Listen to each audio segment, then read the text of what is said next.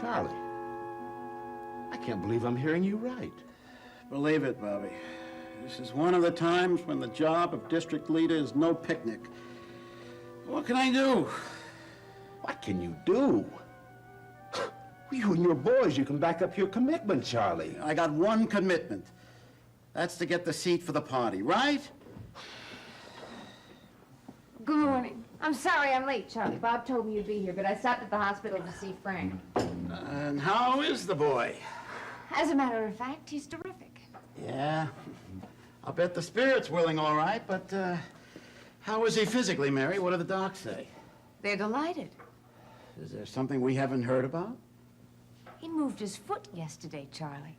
That means that the path from his brain to his legs is still open, that messages can get through.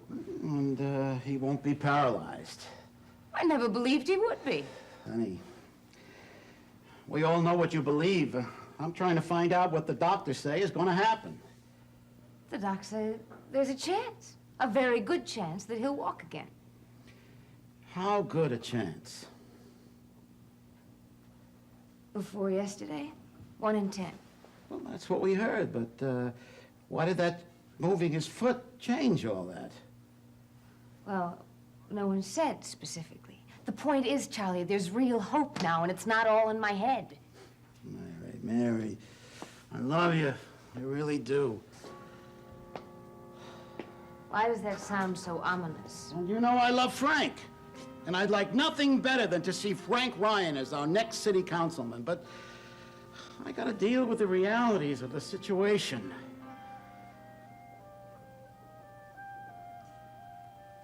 What does that mean? Honey, I need a candidate who can run. And Frank Ryan is lying flat on his back in a hospital bed. Mary, Charlie and the boys want to dump Frank. They want to get a new candidate.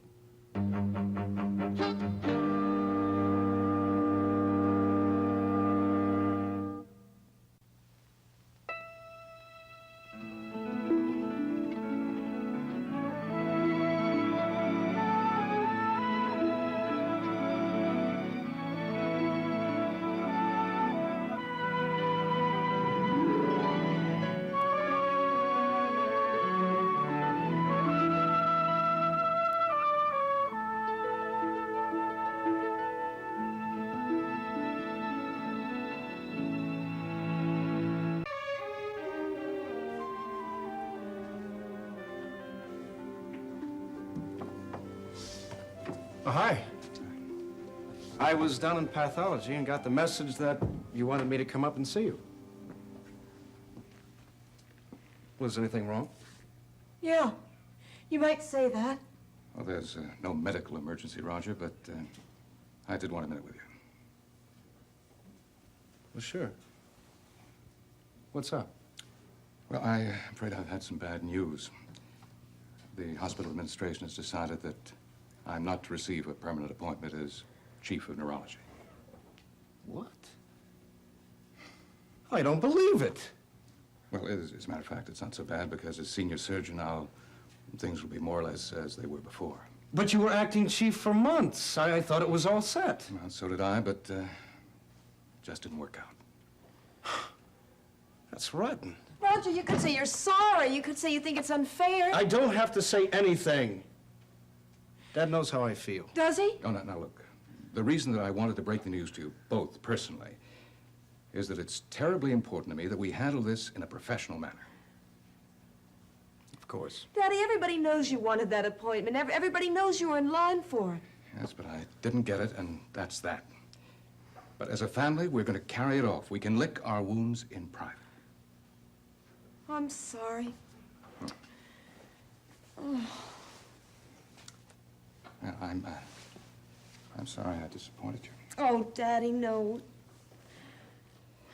Roger, you know, actually, this could turn to your advantage. Really? How? Well, next summer I was going to have to choose between you and Clem Moultrie for first resident, and it would have been very hard for me to appoint you without being accused of favoritism. Yes, I'd thought about that. And on the other hand, Dr. Golak won't have that problem. Dr. Bolak. Yes. Yes, he's our new chief of neurology. Seneca Bolak, Nell's husband. He never would have come here if it hadn't been for her.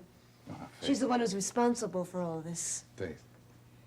Faith, there's nothing to be gained by this kind of recrimination. It's hard not to feel that way. I know. But I'd really like to avoid all recrimination. I'll try. Well, there's not really much we can do. After all, Dr. Seneca Bolak certainly has the credentials. So does Ed Coleridge. Oh, now, please, cool it. Both of you. Come in. Oh, excuse me. Do you have a minute? No, certainly, but first let me introduce my son, Roger, who's one of your residents, Dr. Seneca Bolak. Yes, we've met. And this is my daughter, Faith, who's just begun her internship. How do you do?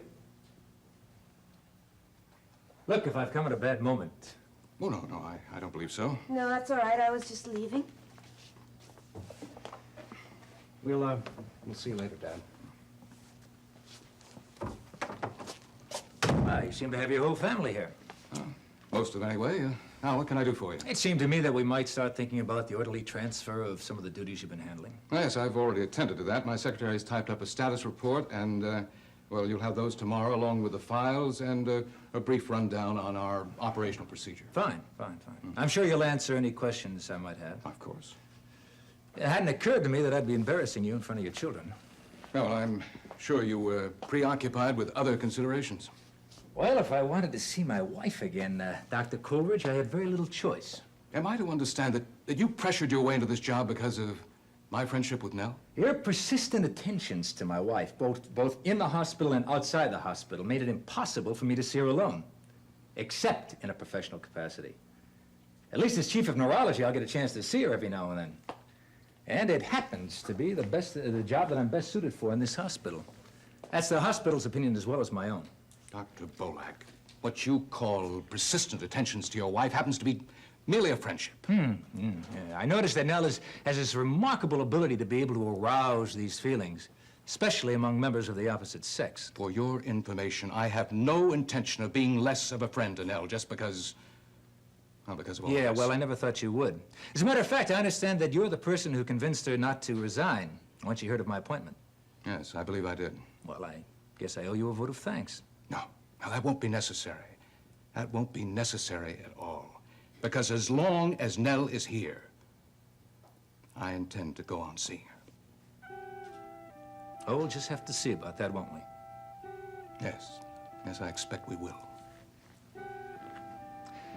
You know, it had crossed my mind that I might use this office for my own. But I think it might increase your image as the resident martyr of the hospital. So you may keep your office, Doctor, and I'll find another one for myself. Thank you so much. Not at all. Good morning.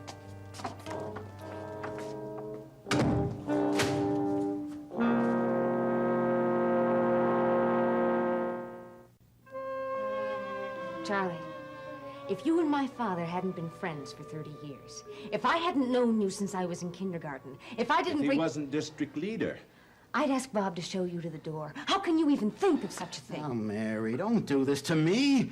I'm your friend. I'm Frank's friend. Yeah, but Charlie, you want him off the ticket. The two of you.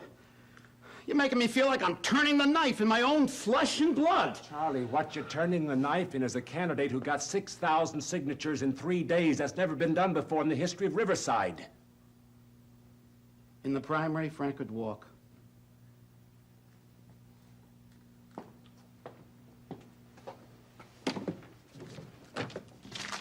Charlie, Frank will be walking again by January. That's what matters.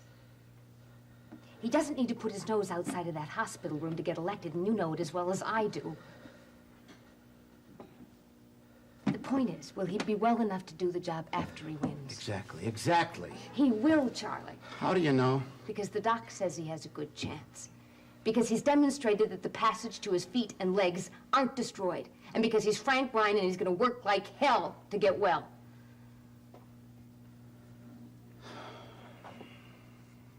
All right. For argument's sake, let's say that he's going to get better. Well enough to get around anyway, okay? Right. Even you figure that won't be before the first of the year. You're saying he'll run the campaign from the hospital, and you and Bob will do the legwork. That's right. That's right. See, Charlie, what we come down to is just a handful of appearances. Now, Mary and I can make those. We got lots of telephoning and canvassing, and we got the volunteers to do that. Charlie, we've got more volunteers now than before Frank was hurt. Right. He's not going to be an easy candidate to jump, Charlie. He's too much a part of this neighborhood. He's been Frank Ryan from Riverside to people he's never even met ever since he played high school football. There's an enormous amount of love and sympathy going for him right now. What she's saying, Charlie. Dump Frank, you got a lot of indignant neighbors on your hands. I understand that, and I would have agreed with you 100% this time yesterday. Has Frank seen Jack Finelli's column? Yeah. What was his reaction? Well, he was pretty cool about it, don't you think, Mary? Well, he was a lot cooler than either you or I. Listen, that column was cheap shot Finelli at his worst, Charlie. A lot of people read it, Mary. Well, then I hope they had enough sense to realize it was nothing more than a string of questions put together in a way designed to embarrass Frank. I'm afraid a lot of those questions need to be answered.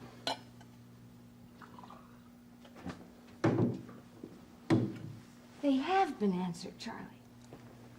You know as well as I do that Nick and my father have been friends for years. Nick asked to see Frank. Frank went to see Nick. Nick offered Frank a campaign contribution, and Frank turned it down. What's so terrible about that? He doesn't remember the fall. But Ed Coleridge says there's nothing unusual in that for someone who's had a skull fracture and a concussion. Really, Charlie, if you're basing your decision on Jack Finelli's column, it's so unfair. In 2 months, everybody's forgotten it, Charlie. I wouldn't say that. Charlie, at least give him a chance to issue a statement. Charlie, if you dump Frank and us right now, it's going to look like you believe some of that stuff. Now, that's not fair to Frank. Or people are going to think maybe you're trying to cover something up and sweep the whole thing under the rug. I never thought of that. Huh? Charlie, please give us a little time. Honey, look at the calendar. That time is what we don't have. 10 days. 10 days for Frank to show some real improvement and draft a statement in response to Finelli's column. 10 days, Charlie. I knew you'd make this tough on me. Charlie, please. You can't do this to Frank.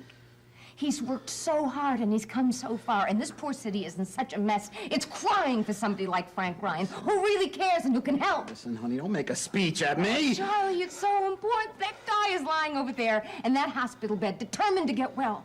He knows the pain, the agony, and the effort he's going to have to go through to get there, and he needs every bit of incentive we have to offer him.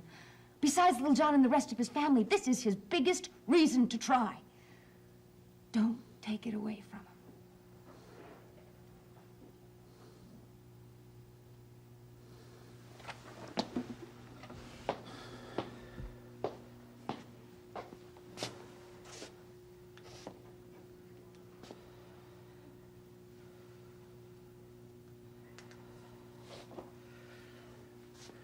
Ten days. Oh, Charlie, thank you. All right. You won't regret it, pal. Tell Frank to expect to work his tail off. I will. I also want some kind of statement on the Finelli story. You'll have it. I'll give him a call in a couple of days. Oh, Charlie, thank you.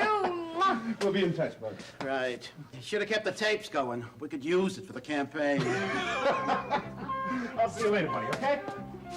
Oh, Mary, you were great. Oh, so were you. We were great. Yeah, but Charlie's going out on a limb for us now. We got to back him up. Frank will. And as far as Finelli's statement is concerned, I'm going to start on that right now. Someone mentioned my name.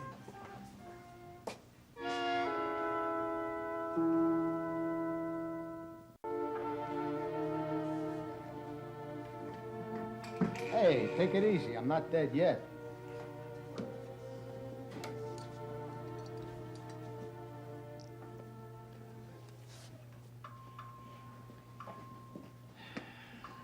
I see by the numbers Herbie brought in this morning that you're still betting maidens.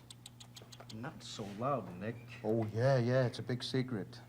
Listen, we've got a new chief of neurology, and I don't want him to find out about all my hobbies. I bet you don't. Well, how are you anyway? The back's a little better. I'm on my way to give Dr. Bolak the pleasure of taking some more x-rays. It's good. I heard you didn't have a very good night. Yeah, I don't think I slept 2 hours. I'm sorry to hear that. I passed the time thinking about you About me? and wondering what it is you have on Frank Ryan. Pete's sake, Nick, not so loud. Ooh, it must be dynamite. It's nothing. What? Nothing you'd be interested in. Why don't you try it out and see? It's no big deal, Nick. It's good to see that you're feeling better. Just hang in there and we'll have you on your feet in no time. Well, thank you for everything you've done for me, Doc, but I wish you'd answer my questions. Well, it's good to see that you're able to joke again. I'd like to introduce you to the new chief of neurology. This is Dr. Seneca Bolak. This is one of our prize patients, Mr. Nick Szabo. Hello, Mr. Szabo. How do you do? Hey, you related to the lady doctor who's going to take my picture in a few minutes? I think you're talking about my wife. Oh, is that so? Well, I'll say hello when I see her. Keep up the good work. I'll certainly try. Oh, Dr. Bolak. Yeah. I hope you won't find it embarrassing having my sister and I on the staff of neurology. Well, if you're good doctors, I won't. Well, I believe we are. Now, look, I know that your father is very popular around the hospital, and so there's bound to be a certain amount of resentment towards me. Oh, I don't know about any resentment. As time goes on, however, I expect to overcome all of that. Well, I'm sure no one's going to question your qualifications. I never thought they would. And I'm sure after time, the hospital will realize that they have the Dr. Seneca Bolak on staff, and everyone will understand how you got the appointment. Well, that's very generous of you, Dr. Coleridge. I'm sure you met my father no ill when they appointed you chief of neurology. And I, for one, would like to be the first to welcome you aboard, Dr. Bolak. Well, thank you very much. Afraid I'm going to have to go now. Yes, sir.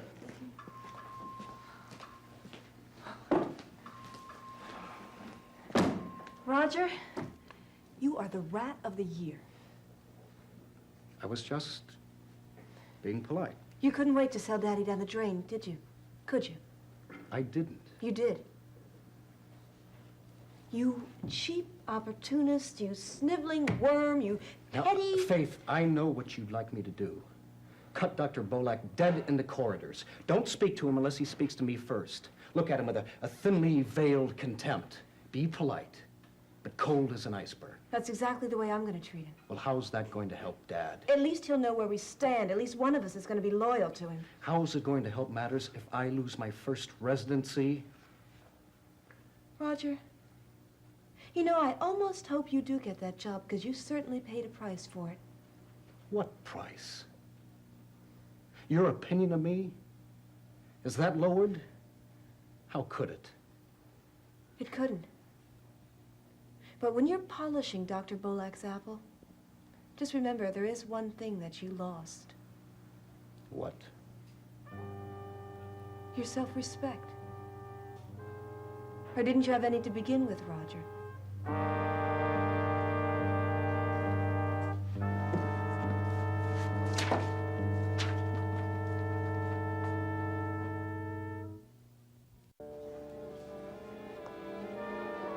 I'd like a moment to talk to Mary.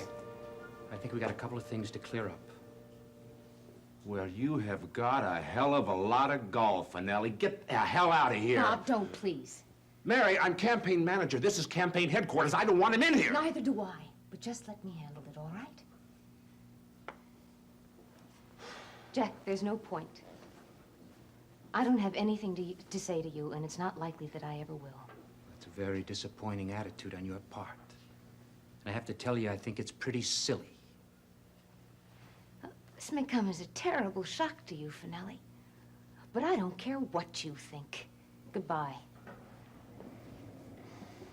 I cannot believe that you're going to short-circuit our entire relationship because I asked a few responsible questions. That story was not responsible.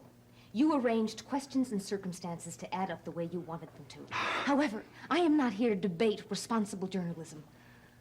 I just never want to see you again, okay? It doesn't make sense. You're upfront, you're honest. I've been the same with you. I told you I wouldn't lie.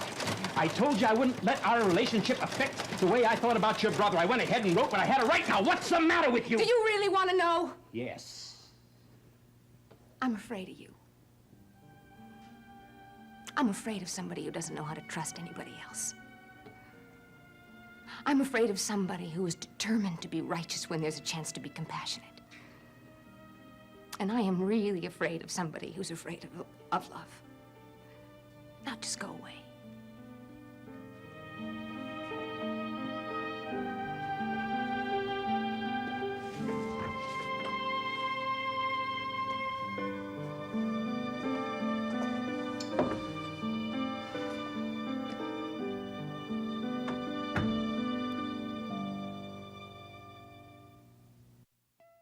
In Port Charles, revenge is a priority, relationships are disposable, and good medical care is a necessity. Keep up with this fast-paced city with an all-new episode of General Hospital, weeknights at 10 on SoapNet.